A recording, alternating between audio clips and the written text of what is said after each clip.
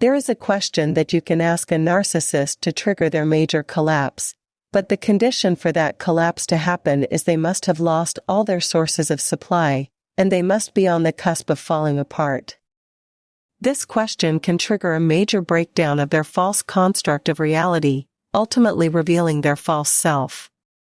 The question can bring up the true essence of who they are, which they have been suppressing for years. What is this question, though? Let's find out in today's episode. The question is, who are you? That sounds quite simple, and you might say, well, how could that lead to some kind of collapse? Let me explain. If you were to ask a narcissist who is doing fine, who is doing okay, who has all the sources of supply, whose false self is functioning quite well, and their defenses are intact, it would not have any impact whatsoever on them because their answer will be readily available. They'll tell you all the great qualities about themselves, how much they earn, what their profession is, where they live, what their age is, and so on. Basically, their answer will be a combination of all the things they acquire supply from, be it their job, their status, the place they belong to, their age, anything they boast about. They are so full of ego about it. But if you ask the same question to the narcissist who is on the cusp of falling apart, this question can echo in their mind all the time. Who are you? Is a question that can bring all their defenses down and make them realize that there is nothing they can recognize themselves as. How can I say so? Because think about this, what is the foundation of narcissistic personality disorder? Lack of self or absence of a true self. You may have heard me saying this thing again and again in other episodes, there's no one home. There is no true person in there. They're already dead. They are walking, breathing meat. They just look like you, but they're not humans. A narcissist is nothing but a false self who is like a programmed AI construct, a robot that runs a certain way, that is quite predictable, and that has only one job, that is, only one function, and that is to keep this false reality of the narcissist alive.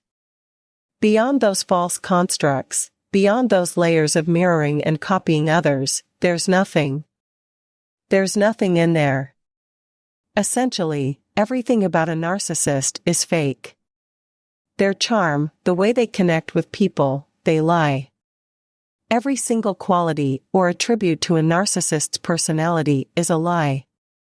It's fake. Either it has been copied from others or they have acquired it as a defense mechanism because they know by following a certain type of script, by behaving in a certain way, by doing certain things, they'll be able to get a certain response from other people.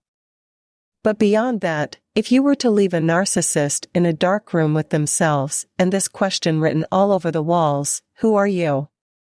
I can guarantee you a narcissist won't be able to take that for more than a day. This is the reason why they have to be distracted all the time. They have to be focused on something else, and they can't be with themselves. You cannot have a narcissist and have them be okay with their own company. They can't stand it. They hate themselves. They keep running away from their own shadow. They are their biggest enemy. They are the monster in their own life. That's why they are focused on anything and everything else except themselves. In reality, there is no self, as I was saying. So who are you, essentially can lead to a complete annihilation of the narcissist's persona if they were to truly become curious about it, if they were to unrelentingly dig in deep, and if they were to explore it in nothingness. For these reasons, many experts on narcissism, especially Sam Vaknin, suggest that if a narcissist has to truly become aware of their condition, they will have to be left in pure nothingness ultimately to know who they are. They are going to find out that they are not this false self they have created, this false reality only to fool themselves. Their false self is a major part of the gaslighting, delusional world they have created for others and for themselves. Beyond this false self, there is nothing they can ever find. They can only get in touch with the remnants of who they used to be, The true self they sacrificed on the altar of this false reality for protection, for existence, call it whatever you want to, maybe survival. So, a narcissist does not know, will not know, and cannot know what they are, who they are, and why they are. All these questions are existential in nature, and as I was explaining, a narcissist's existence is like a structure built in thin air. It does not have any foundation. A small touch, a small shake, can bring it down, which is what happens towards the end of their life. In conclusion, a narcissist's true self-awareness is actually zero. They cannot tell you who they are beyond what they do or how they are recognized, as to what group they belong to, what their age is, and how they perceive themselves, which is nothing but false reality.